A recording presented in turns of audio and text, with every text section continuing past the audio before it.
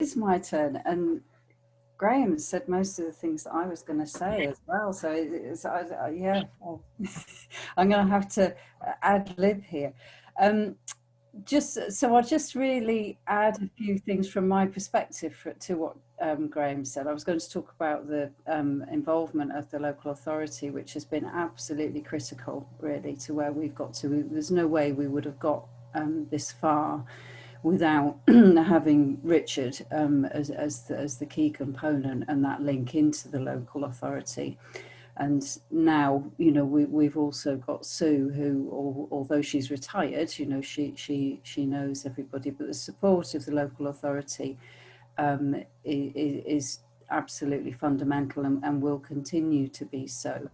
And I think there's a mutual acknowledgement that is really where we've got to start going. You know, we're entering new times, and things have got to start being redefined in a way. So just something that sort of Graham sort of didn't touch upon was some of the models that we looked at, which were the sort of two key ones, which is a Burzog model, I don't know whether I pronounce that right, but in Germany, which is a nursing-based model, but it's a very interesting model about how things can work on a much flatter level in terms of management structure. So that was sort of key to what we started looking at in developing this. And then there's also the Italian care cooperative movement as well, which particularly Richard and Graham looked at in trying to, I suppose, reassure ourselves that this could work.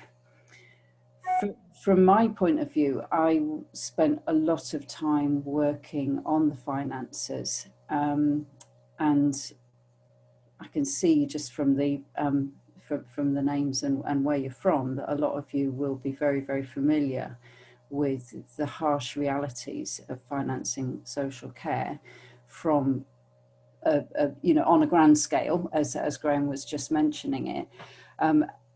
I've looked at it from the other end of the scale, if you like, in trying to make it stack up just on a very small scale provider. And it's difficult. It's really difficult either end of that, you know, and we're really, you know, having to look hard at how we can deliver what we want to deliver in terms of the sort of money that is available.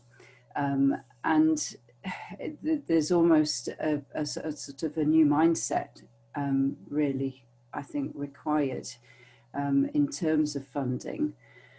And where we've come to is that, and the whole sort of impetus of this particular part of our project, the sharing care, is that actually we need to federate this. We need to have this in small pockets. So we're delivering the kind of personal local care involving the community, but the administration is done at a sort of a different level, because it's too difficult to make it stack up financially without that sort of strawberry patch model, which is what we're looking at, and the way that we can deliver the quality but retain the personal core of the business that we want to run.